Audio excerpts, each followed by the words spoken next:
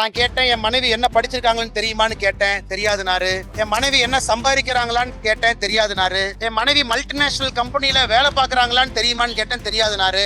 நாளை அவர் மீது மற்றும் ஒரு புதிய அவதூறு வழக்கை நாங்கள் தொடுக்க இருக்கின்றோம். அதனால இந்த கேஸை பொறுத்த வரைக்கும் நாங்க விட போவது கிடையாது. அண்ணா, நாம கிராஸ் குவெஸ்டின் அவருடைய, அதாவது இந்த வழக்கை பொறுத்தவரை நான் அவர் மீது சொல்லி இருக்கக்கூடிய டிஎம்கே ஃபைல்ஸ் குற்றச்சாட்டுக்கு அவர் அவதூறு வழக்கு போட்டிருக்கிறார். ஆனா நான் கேட்ட கேள்விக்கு அண்ணன் பதில் சொல்லாம என் மீது ஒரு புதிய அவதூறு அங்க ஆரம்பிச்சார். அதாவது நான் என்னுடைய மனைவியின் பேர்ல சொத்து வாங்கியிருக்கிறேன் அப்படின்னு சொன்னாரு. நான் கேட்டேன், என் மனைவி என்ன படிச்சிருக்காங்கன்னு தெரியுமான்னு கேட்டேன், தெரியாதுனாரு. என் மனைவி என்ன சம்பாதிக்கிறாங்களான்னு கேட்டேன், தெரியாதுனாரு. என் மனைவி மல்டிநேஷனல் கம்பெனில வேலை பார்க்கறாங்களான்னு தெரியுமான்னு கேட்டேன், தெரியாதுனாரு.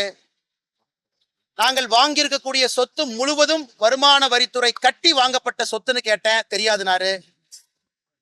பைனான்ஸ்ல கடன் வாங்கி சொத்துக்கு வாங்கியிருக்கோம், டாக்குமெண்ட்டை பாத்தீங்களான்னு கேட்டேன், தெரியாதுனாரு. என்னுடைய மனைவி நான் வாங்கிய கடன் எல்லாம் சேர்ந்து அந்த சொத்தை வாங்கியிருக்கிறோம், தெரியுமான்னு கேட்டேன், தெரியாதுனாரு. எதையுமே தெரியாம நான் ஏதோ ஊழல் செய்து, எந்த ஒரு பொது வாழ்க்கையிலும் இல்லாத நான் ஊழல் செய்து ஒரு சொத்தை வாங்குறேன்னு சொன்னாரு.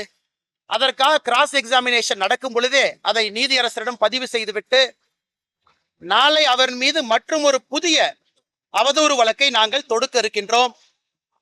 எங்களுடைய வழக்கறிஞர்கள் அண்ணன் குமரகுரு அவர்கள் வழக்கறிஞருடைய தலைவராக இருக்கிறாங்க. அவர் அனுமதி வாங்கி அண்ணன் பால் கனகராஜ் அவர்கள் எங்களுடைய மூத்த வழக்கறிஞர், அவர் இந்த அவதூறு வழக்கை மற்றும் தொடுக்க போறோம். அதனால இந்த கேஸை பொறுத்த வரைக்கும் நாங்க விட போவது கிடையாது.